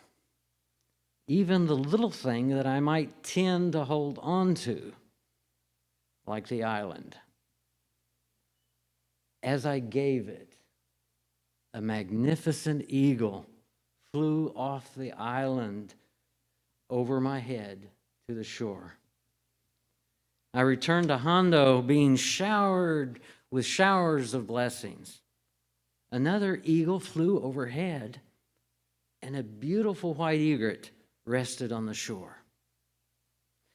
The hummingbird feeders were empty, I noticed on my return. Reminded me that God's feeder is never empty. I may ridiculously go away at times, but He is always there to nourish. Are not 2 sparrows sold for a penny? And not one of them will fall to the ground apart from your Father. But even the hairs of your head are all numbered. Fear not, therefore, you are of more value than many sparrows. But aside that same journal in his room where he watched TV and read his mail and all of this, I found a copy of a hymn that Tim had saved. And it was kind of unusual to find a hymn of Tim's. But this hymn's words said, or say, oh, the deep, deep love. All I need and trust is the deep, deep love of Jesus. Vast, unmeasured, boundless, free. Rolling as a mighty ocean in its fullness over me. Underneath me, all around me, is the current of thy love, leading onward, leading homeward to thy glorious rest above. Tim truly grasped how deep, how wide, how long, how high is the love of Christ. I'll see you on the other shore. Love you, Tim. We'll see you on the other shore. Love you too, Tim. Well done. Your watch is over. Now it's our time to take the next watch.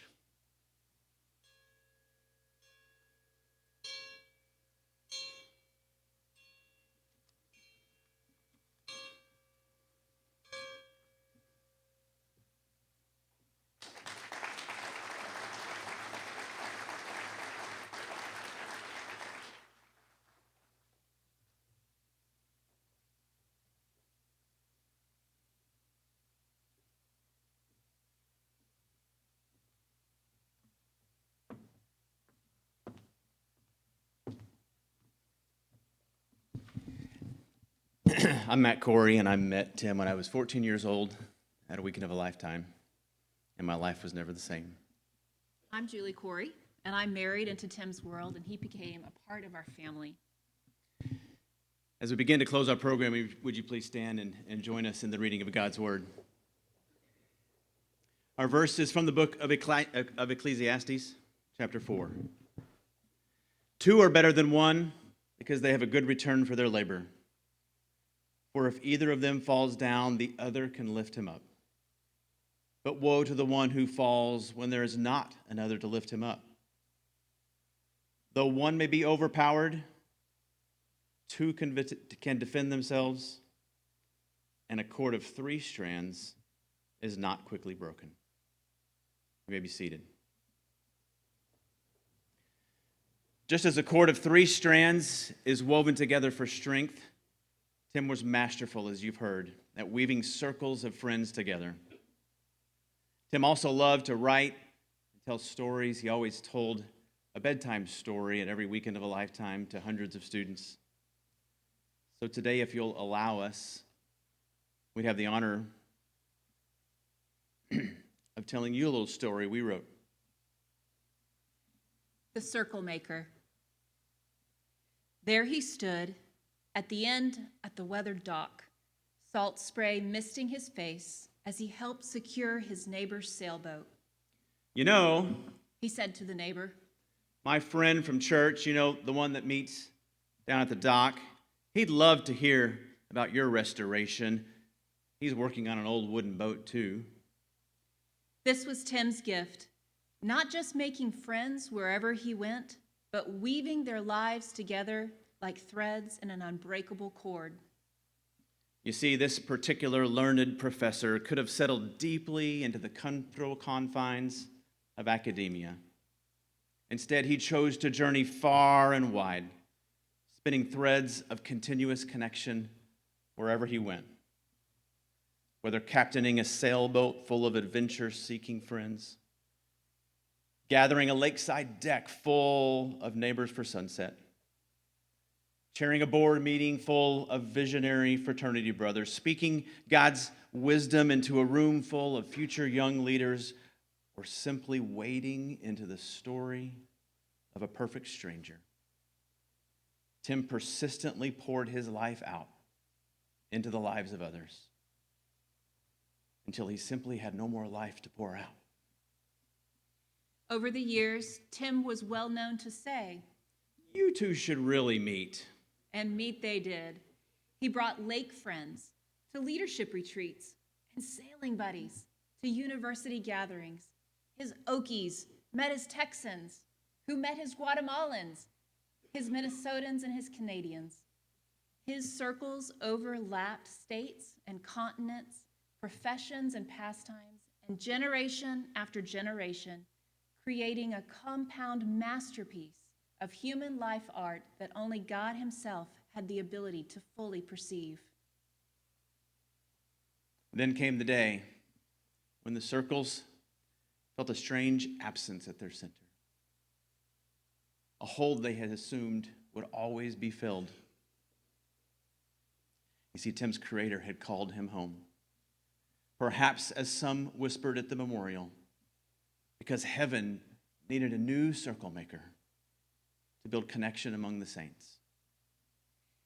But to their surprise, the left behind friends discovered over the years that the cords Tim had woven did not fray or fail, they held.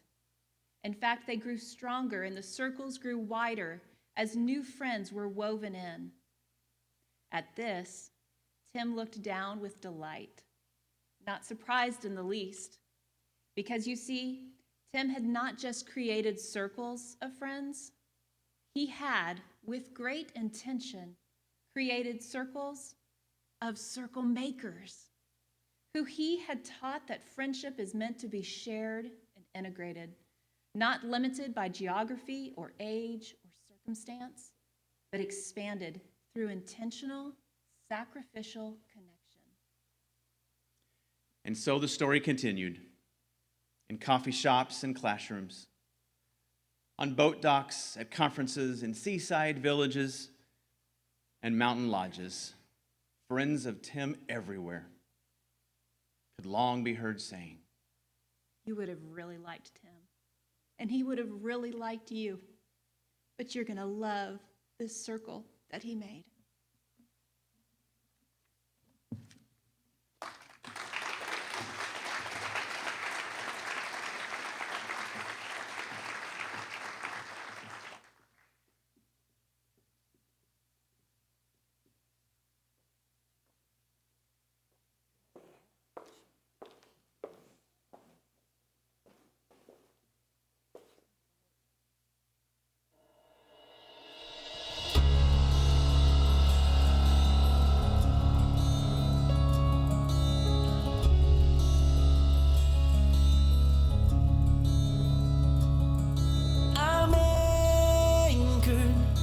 I'm anchored in him.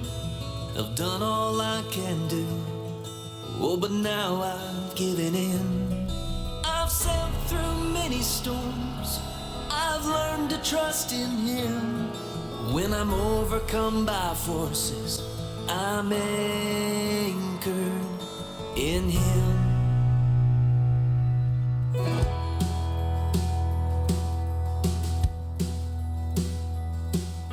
Steady, strong, and true, that anchor's gonna hold. Life will overwhelm you, but it's worth its weight in gold. Held within his hands, though you might try sun sets and the rises will remind you that storm will pass and tomorrow's gonna come. When you've had all that you can, oh, just let His will be done. And I'm anchored, I'm pointed in the wind. I've done all I can do, oh, but now I've given in. I've sailed through many storms, and I've learned to trust in Him. When I'm overcome by forces, I'm anchored in Him.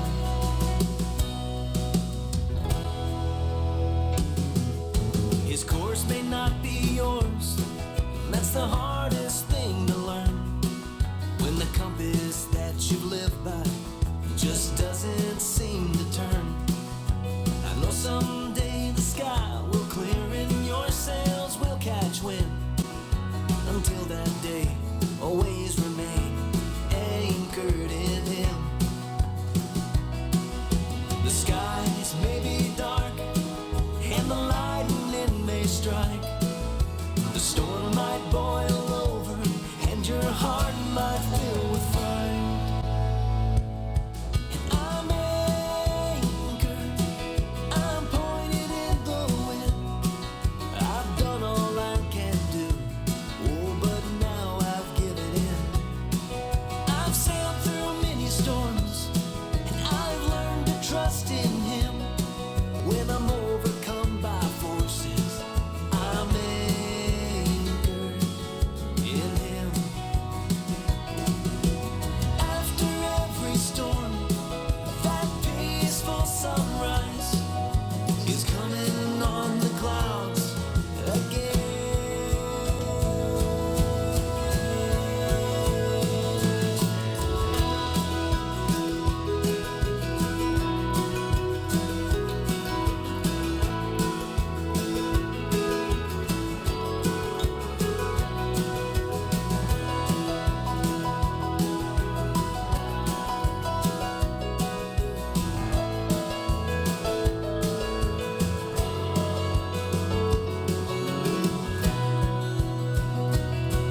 I'm anchored, I'm pointed in the wind. I've done all I can do, oh, but now I've given in. I've sailed through many storms, and I've learned to trust in Him.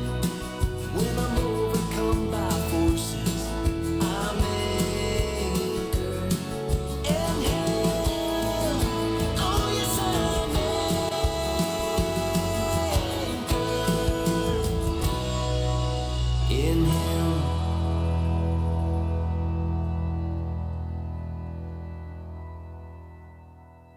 I like people walking, talking churches without steeples, the kind of folks you meet just walking down the street, kind of say hello.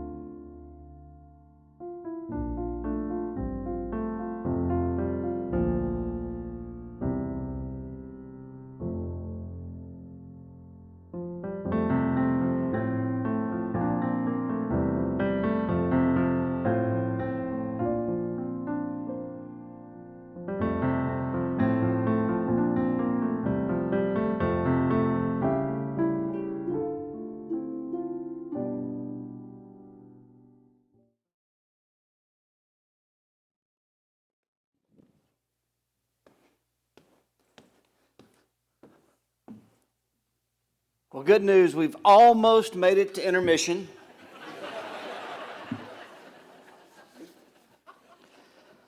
But y'all, we can't leave here without doing what Tim would want us to do. So I've got some friends. They're going to come around and give everybody in here a gift to remember Tim. And if you look closely at that gift, it's woven 3 chords.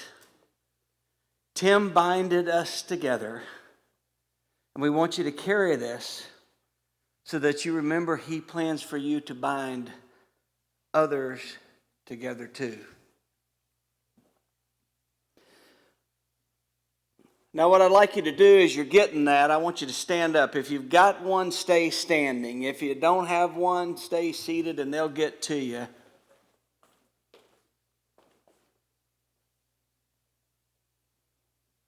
They're coming along as quickly as possible.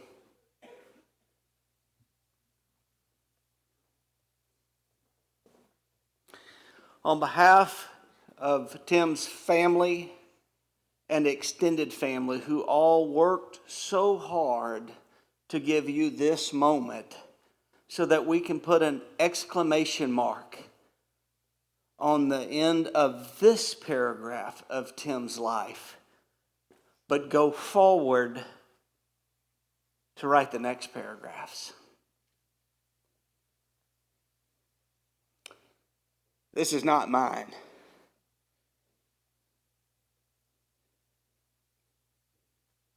I borrowed it. And now I have to return it to its rightful owner. Tim would want us to hold hands, and so I ask that you do that and reach across the aisles and make this circle full. And I ask that you pray with me.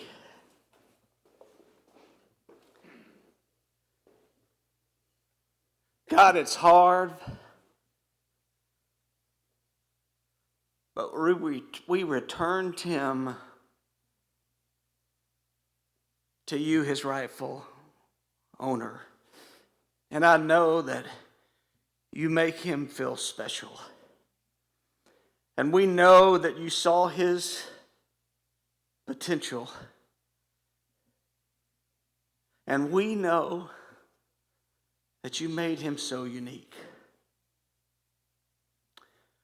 But we can only imagine